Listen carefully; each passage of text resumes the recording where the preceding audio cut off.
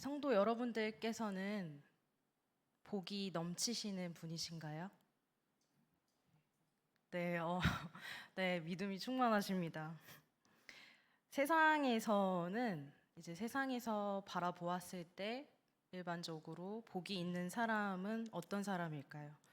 세상이 가치 있다고 여기는 것은 주로 돈과 높은 명예, 그리고 높은 지위 등이 있습니다. 돈이 많은 사람들을 보면서 세상은 복이 많다고 말을 하기도 합니다. 명예를 많이 가진 사람들에게는 세상에서 좋은 평판을 가지게 되고 또 많은 사람들에게 신뢰와 존경을 받게 됩니다. 높은 지위를 가진 사람들은 어떨까요? 앞서 이야기한 돈과 명예를 동시에 가지고 있는 사람일 수도 있습니다. 높은 지위의 자리에서 다른 사람들을 지휘하고 다스리면서 자신의 삶을 누리며 살아갈 것입니다. 보통 이러한 사람들을 이제 세상에서는 복이 있다라고 말을 합니다. 그렇다면 세상이 이제 성도 여러분들을 바라보았을 때 세상이 성도 여러분들께 당신은 정말 복이 참 많은 사람이시군요 라고 말하는 사람들이신가요? 만약 그런 사람들이시라면 참으로 기쁨이 넘치시나요? 하지만 성경에서 말하고 있는 복은 세상과는 다른 복을 이야기하고 있습니다. 돈이 많고 적음을 따지지 않고 또 많은 명예와 높은 지위보다는 좀 더 다른 이들을 섬기는 모습에 대해서 말을 하고 있습니다. 그래서 우리는 오늘 본문을 통해서 하나님께서 우리에게 모든 그리스도인들에게 부어주신 복, 예수님이 우리에게 말씀해 주신 그 복에 대하여 함께 나누며 은혜 받기를 원합니다. 오늘 말씀은 예수님의 그 유명한 산상수훈의 설교의 초입 부분입니다. 예수님께서는 복 있는 사람에 대해서 설명을 하십니다. 8가지가 있죠. 심령이 가난한 자, 애통하는 자, 온유한 자, 의에 줄이고 목마른 자, 긍휼히 여기는 자, 마음이 청결한 자, 화평하게 하는 자, 의를 위하여 박해를 받은 자. 이렇게 8가지의 특징으로 나누어서 예수님께서는 복에 대하여서 말씀을 하십니다. 이 8가지를 찬찬히 한번 살펴보도록 하겠습니다. 먼저 예수님께서는 심령이 가난한 자는 복이 있나니 천국이 그들의 것이다 라고 말씀을 시작하십니다. 심령이 가난하다는 것은 무슨 의미일까요? 심령이라는 말은 헬라어로 토프뉴마티, 그 뜻은 영적인 면에 있어서라는 의미입니다. 즉 심령이 가난하다는 것은 우리가 일반적으로 보통 생각하는 가난의 종류가 아니라 영적인 면에 있어서 가난한 자를 말씀하시는 것입니다. 또 여기에서 살짝 오해를 할 수도 있는 게 마음이 허전하다는 것도 아닙니다. 심령이 가난한 자는 바로 그들의 마음 가운데 하나님을 사모하는 마음, 하나님만을 의지하는 마음, 하나님의 도우심을 바라보는 마음을 가진 자를 말하고 있습니다. 이러한 자들은 세상에서의 억압과 억울함을 세상에서 풀지 않고 나의 힘과 지혜로 풀지 않고 모든 것을 하나님께 호소하며 하나님만을 의지하고 신뢰하는 자입니다. 예수님께서 심령이 가난한 자는 복이 있는 이유에 대하여 무엇이라고 말씀하셨나요? 그들이 복이 있는 이유는 천국이 그들의 것이기 때문입니다. 이사야 61장 1절 말씀을 보시면 가난한 자에게 아름다운 소식을 전하게 하려 하심이라 라고 이사야 선지자는 말합니다. 우리는 이사야 말씀을 통해서 가난한 자에게는 아름다운 소식, 즉 복음의 소식을 받을 수 있음을 알 수 있습니다. 이것은 심령이 가난한 자, 하나님을 사모하고 하나님만을 의지하는 영적으로 가난한 자들은 예수 그리스도를 통하여 복을 받음, 구원을 얻는다는 것입니다. 예수님께서는 심령이 가난한 자가 복이 있는 것은 그들에게 구원이 있음을 말씀하신 것입니다. 두 번째로 애통하는 자는 어떤 사람들일까요? 이런 애통하는 자들은 하나님으로 인해서, 예수님으로 인해서, 복음으로 인해 박해를 받고 억울함을 당하는 자들입니다. 그것으로 마음에 슬픔과 절망이 있는 자들입니다. 그렇다면 예수님께서 이러한 자들은 어떠한 복을 받게 될 것이라고 하셨나요? 복이 있다고 하셨나요? 위로를 받을 것이라고 말씀하십니다. 여기에서도 이사야 말씀을 보면 좀 더 잘 이해할 수 있습니다. 이사야 61장 2절 말씀에 여호와의 은혜의 해와 우리 하나님의 보복의 날을 선포하여 모든 슬픈 자를 위로하되라고 말하고 있습니다. 하나님께서는 이사야 선지자를 통해서 슬픈 자를 위로하시겠다라고 말씀하십니다. 애통하는 자들이 복이 있다는 것은 바로 하나님의 위로가 있기 때문입니다. 하나님의 위로는 무엇일까요? 현재를 넘어서 마지막 때에 우리에게 주어지는 하나님의 위로는 바로 구원입니다. 세 번째로 온유한 자는 복이 있나니 그들이 땅을 기업으로 받을 것이라고 말씀을 하십니다. 여기에서 언급된 온유는 사람의 성격, 성품을 말하는 것이 아닙니다. 여기에서의 온유는 우리가 시편 37편을 통해서 우리는 그 의미를 잘 알 수 있습니다. 시편 37편은 다윗의 시입니다. 다윗은 이 시를 통해서 악행을 행하는 자들 때문에 불평하지 말며 불의를 행하는 자들을 시기하지 말라고 말합니다. 또 여호와 앞에 잠잠하고 참고 기다리라고 말을 합니다. 그리고 다윗은 그렇게 행하는 자들에 대하여서 온유한 자라고 말하며 그들은 땅을 차지할 것이라고 말을 하고 있습니다. 예수님께서 말씀하신 온유한 자들이 바로 이러한 자들입니다. 악인의 온갖 괴롭힘과 고통 가운데서도 인간적인 방법으로 그들에게 대항하지 않고 하나님께서 그들에게 갚아주심을 기다리는 자들입니다. 예수님께서는 우리에게 온유의 모습을 보여주셨습니다. 이 땅에 오셔서 십자가 지시까지 많은 것들을 참으셨습니다. 우리 함께 베드로전서 2장 23절 말씀을 한번 읽어보도록 하겠습니다. 욕을 당하시되 맞대어 욕하지 아니하시고 고난을 당하시되 위협하지 아니하시고 오직 공의로 심판하시는 이에게 부탁하시며. 예수님께서는 자신에게 대항하는 자들과 맞서지 아니하시고 선대하셨습니다. 예수님은 자신을 죽이려 하는 자들을 용서하셨습니다. 이러한 모습이 바로 예수님이 말씀하신 온유한 자의 모습입니다. 온유한 자는 땅을 기업으로 받습니다. 기업으로 받는 땅은 세상에 있는 땅이 아닙니다. 바로 우리가 장차 나중에 들어갈 하나님 나라입니다. 네 번째로 의에 줄이고 목마른 자는 배부를 것이다. 의에 줄이고 목마른 자들은 하나님의 뜻을 끊임없이 간구하는 자들입니다. 하나님이 원하시는 것을 계속해서 알고자 갈망하며 소망하는 자들입니다. 이러한 자들은 예수님께서는 배부를 것이다 라고 말씀하십니다. 시편 107편 9절 말씀에 그가 사모하는 영혼에게 만족을 주시며 줄인 영혼에게 좋은 것으로 채워주심이로다 라고 말합니다. 이렇게 하나님께서는 하나님의 의를 구하고 하나님을 따르는 모든 자들에게 하나님께서 배부르게 하실 것입니다. 이것이 바로 그들에게 복인 것입니다. 다섯 번째 복은 무엇인가요? 긍휼히 여기는 자는 그들이 긍휼히 여김을 받을 것입니다.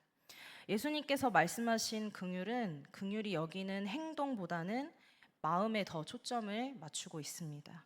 즉 외적인 행동보다는 내면을 더 중요시하는 것입니다. 물론 행동이 중요하지 않다는 것은 아닙니다. 먼저 대신에 마음에서 시작해서 행동으로 옮겨져야 합니다. 그리고 더 나아가서 선한 사람들뿐만 아니라 악인과 원수에게까지 긍휼한 마음을 품어야 합니다. 그렇게 긍휼히 여기는 자들은 긍휼히 여김을 받습니다. 이는 그들의 마음과 행동을 하나님께서 잊지 않으시고 하나님께서 그들을 긍휼히 여겨 주시는 것입니다.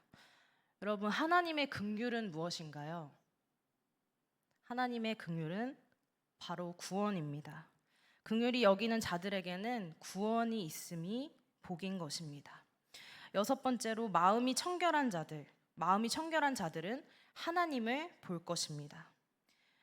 마태복음 15장을 보시면 15장에 장로들의 전통에 대한 본문이 기록이 되어 있는데요.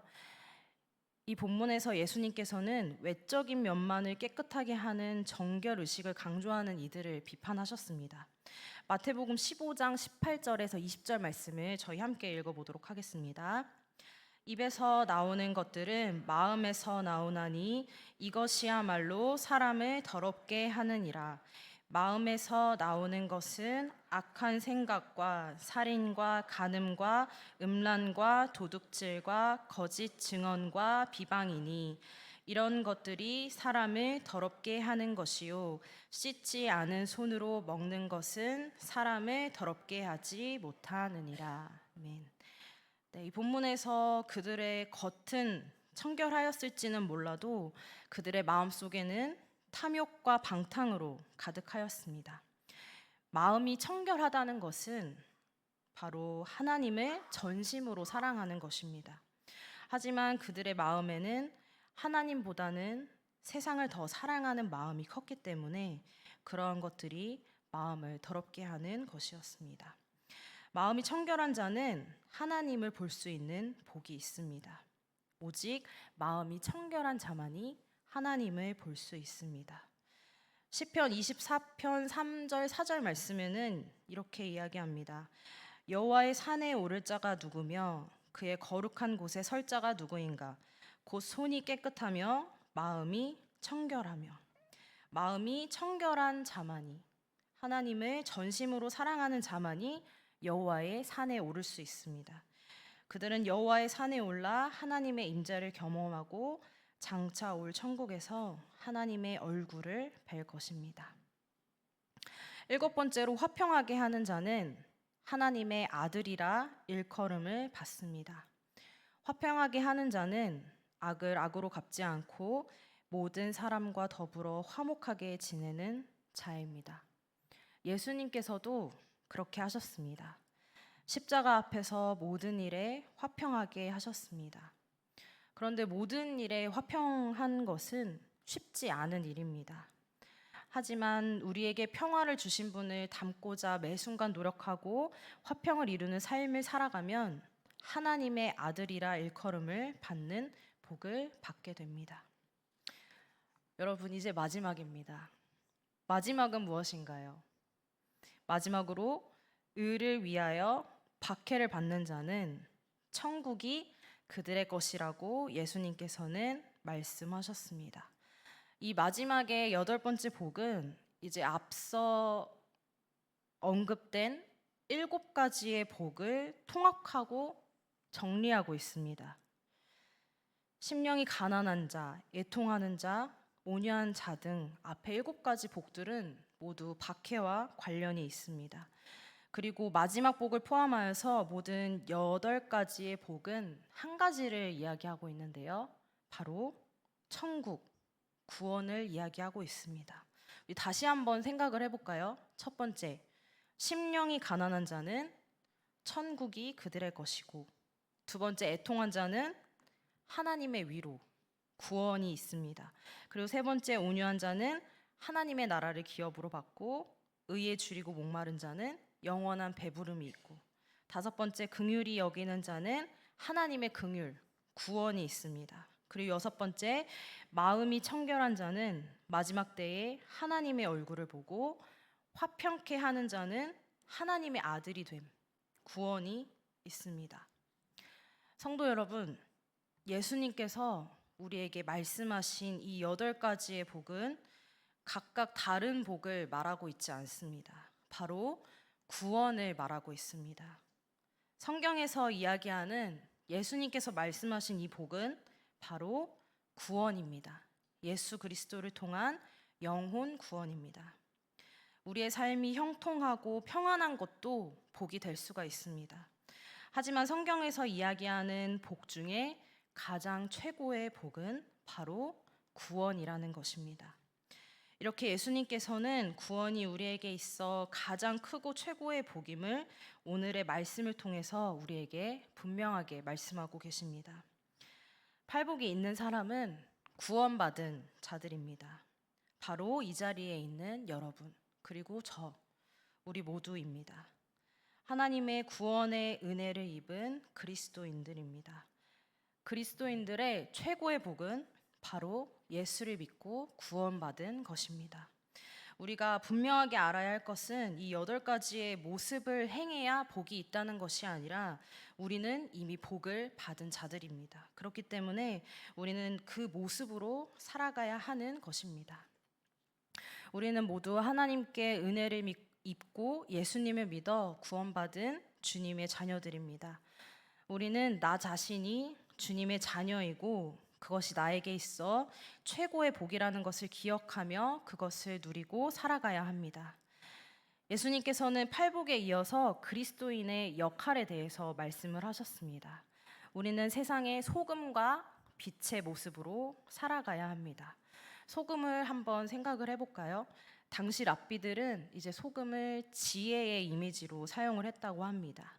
그래서 소금이 맛을 잃게 된다는 것은 어리석은 모습을 표현했다고 하는데요. 그래서 우리는 맛을 잃지 않게 노력하며 소금의 모습으로 하늘의 지혜를 가지고 세상에 영향을 끼치며 살아가야 합니다. 빛을 한번 생각을 해볼까요? 예수님께서는 세상의 빛으로 오셨습니다. 예수님께서 세상의 빛으로 오신 것과 같이 우리도 그 역할을 이어받아 흠이 없고 순전한 모습으로 세상의 빛을 비추며 살아가야 합니다. 그로 인해 세상이 하나님께 집중하며 하나님께 영광 돌릴 수 있는 삶을 살아가야 합니다. 우리는 세상에 속하였지만 세상과는 구별되었습니다. 산 위에 있는 동네가 숨겨지지 못함과 같이 우리는 세상 속에서 구별되어 세상의 하나님을 드러내는 삶을 살아야 합니다. 우리는 모두 주님의 자녀입니다. 성도 여러분들께서는 세상에서는 줄 수 없는 아주 최고의 복을 받으셨습니다. 우리는 그것을 매 순간 잊지 않고 기억하고 또 감사하며 살아가야 합니다. 복을 받기 위해 우리가 살아가는 것이 아니라 이미 최고의 복을 받았음을 기억하며 구원받음으로 인해 변화된 우리의 새로운 모습으로 또 구원받은 사람이 마땅히 해야 할 역할을 해내면서 귀하고 자랑스러운 주님의 자녀로 이 세상을 살아가시는 모든 성도 여러분과 제가 되기를 축복하고 또 축복합니다. 오늘의 말씀을 기억하며 복되도다, 기뻐하고 즐거워하라 이렇게 외치며 참된 기쁨 안에서 하나님의 구원의 은혜를 풍성히 누리시는 성도 여러분들 되시기를 간절히 소망합니다. 네, 함께 기도하시겠습니다. 사랑과 은혜가 충만하신 하나님 아버지, 오늘 우리에게 말씀을 통해 세상이 말하는 복이 아닌 주님이 주시는 참된 복, 예수 그리스도를 믿음으로 얻는 구원을 알게 하시니 많은 감사를 드립니다. 우리가 받은 이 구원이야말로 최고의 복임을 잊지 않게 하여 주시고 그 은혜 안에서 날마다 기뻐하며 감사하는 삶을 살게 하여 주시옵소서. 또한 주님께서 우리를 세상의 소금과 빛으로 부르셨사오니 어디서든지 주님의 사랑을 드러내며 우리의 삶으로 하나님께 영광 돌리게 하여 주시옵소서. 어려움 속에서도 말씀 붙들고 끝까지 믿음으로 승리하게 하여 주시고 성도로서 마땅히 감당할 사명을 기쁨으로 살아내게 하여 주시옵소서. 감사드리며 예수님의 이름으로 기도드립니다. 아멘.